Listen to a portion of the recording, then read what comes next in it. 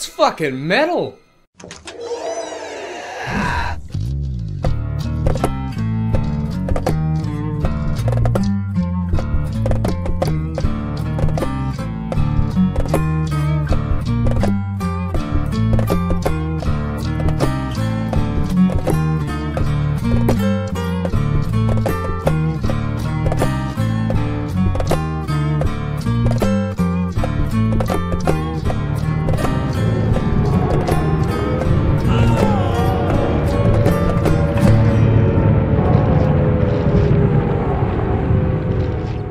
Welcome back to the glorious place only known as 6 people, the Survival Horror Corner. So we're moving on from part 1 on to Resident Evil 2. This game is considered the fan favorite, and for good reason. God, just get the fuck out of here! Seriously, go, you attention whore!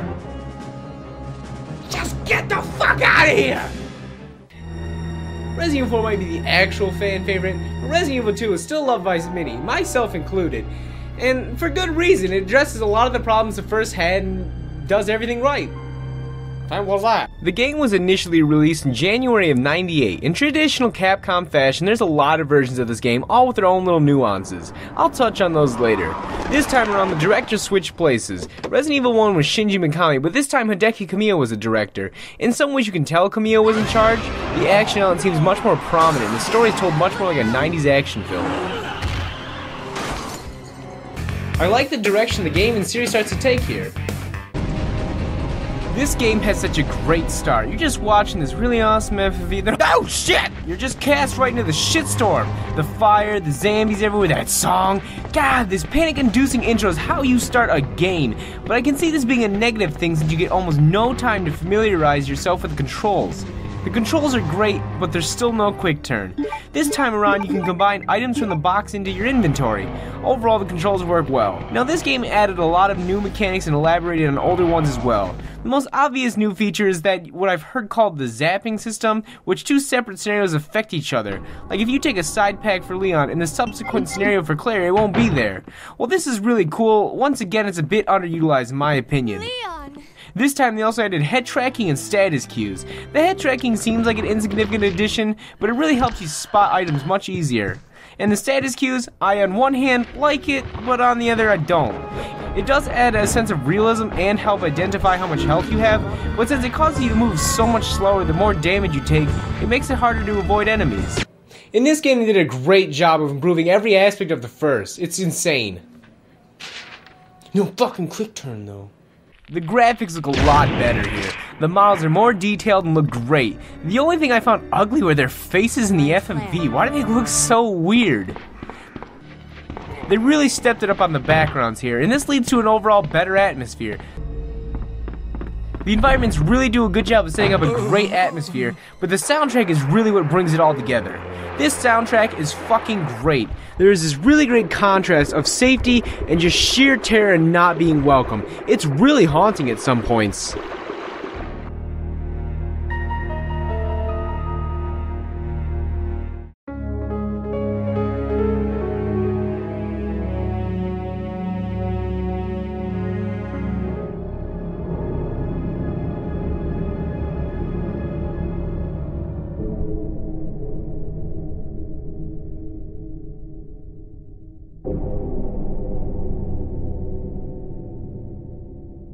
Something they dramatically improved was enemy design. This shit is scurry. You remember the first time you saw this? Of course you do. You don't just forget about this fucking nightmare. This shit broke my brain when I was a kid. The enemies are much scarier than this one. The zombies look gruesome and sound horrifying.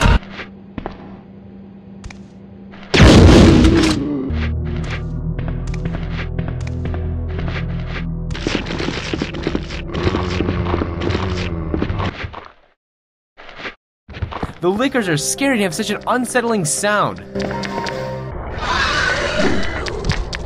The spiders and dogs? Well, they're spiders and dogs. Mr. X isn't very menacing looking at first, but becomes more terrifying if you toss his ass in some lava.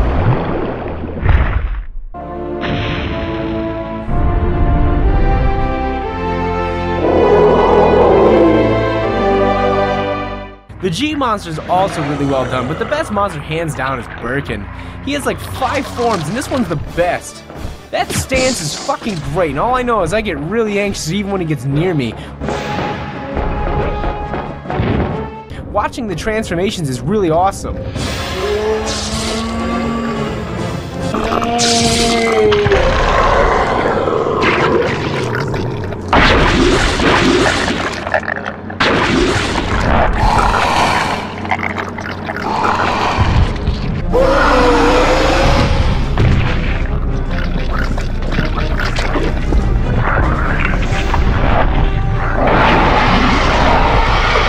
Now my only problem with this game is the difficulty in the puzzles. The puzzles once again aren't really puzzles. This isn't really a negative thing, I just wish there was more challenge to them. This part isn't hard, it's tedious. Sherry's small kid body wasn't designed to push boxes. Ugh, fucking get up there! The difficulty has been reduced a good amount. That's mainly due to the buckets of ammo you get. You can also take a lot more hits now, and the enemies can be easily circumvented. The only enemy I have problems with is lickers. Usually they're not too hard, but sometimes they just fuck you up. Just summon their fucking arms! Also, don't bother with this room, it's a fucking death trap. If you happen to have the Dreamcast version, there's a Nightmare and Expert mode. The game becomes quite a challenge at this point since there's no auto-aim and the enemies take a shit ton more damage. Also, one of the modes, zombies only die with headshots. That's pretty brutal. While there are a lot of scary moments in this game, I don't find the game very scary, but I also only find like 2 games genuinely scary, so my idea of a scary game might not be ideal. There are a lot of great shock moments in this game though.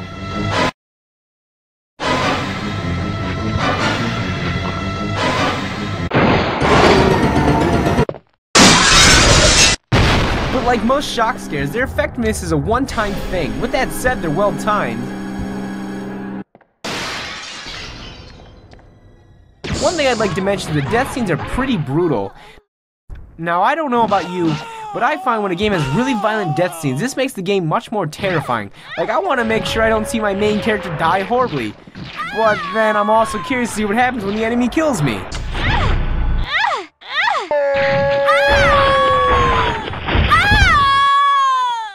Now the story is better, as in there's more to it than the first.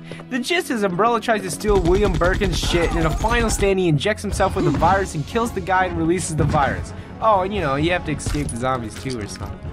The voice acting is much better in this one, but some of these line deliveries are pretty campy.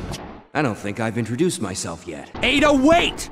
Stupid bitch! Sucker. You lose, big guy.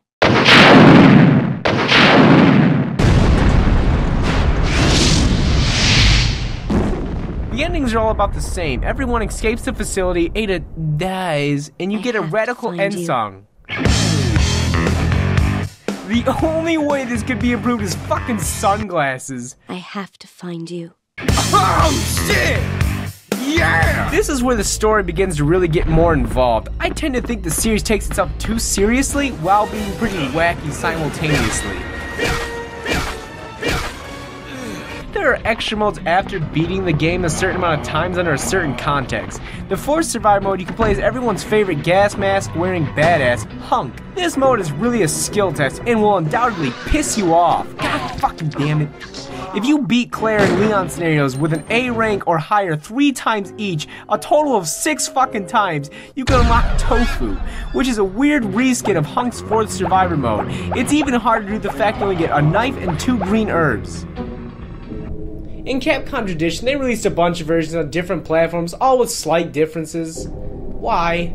There are 2 versions on the PS1, the original release and the DualShock. The DualShock version added an easier rookie mode and extra battle minigame. By some act of God, this game managed to actually get ported to the N64. This added blood color selection, new costumes, new files to tie into the other games, and a 2D control type in which your character moves in the direction you push the stick. You know, if tank controls are too hard for you. It also added a random mode where it randomized all the items and enemies. This is actually a really good port, but I find the controls a bit sluggish in this one, but I don't know, I might be crazy.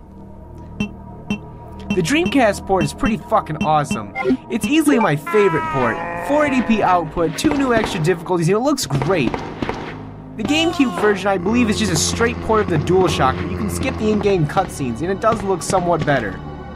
There are two PC versions. The first one is just the DualShock port again, but then a Japan exclusive called SourceNext. SourceNext offers 480p uncompressed FMV and re-rendered 480p backgrounds. It looks fucking awesome, and I'm really butthurt it didn't commercially come to the US. Lastly, it once again came to the PSN, and I really like that these classics are being brought to a more accessible platform. Like, it's hard enough to try to collect one good version of each game, and it's like each of them all have ups and downs. Like, why do this to me? A quick thing I want to mention is Resident Evil 1.5. There's a scrapped version of Resident Evil 2 that was around 80% complete before they started over. You can download it, and honestly, I'm really happy they started over. Some people think that Resident Evil 1.5 seems more promising, but I'm not seeing it. It just overall doesn't look as good, but at the same time, it was only semi-finished. I'd say this game is my favorite in the series, but I wouldn't call it the best per se. Like, I feel like nostalgia definitely plays a big role in, like, my opinion of it, but it's still a great game overall. I don't know. What's your favorite in the series? Mine's this one. Do you think nostalgia is why I like this one so much? Maybe it is, maybe it's not. I don't know. So yeah, we're moving on to part 3. We'll move on to the best in the series, in my opinion.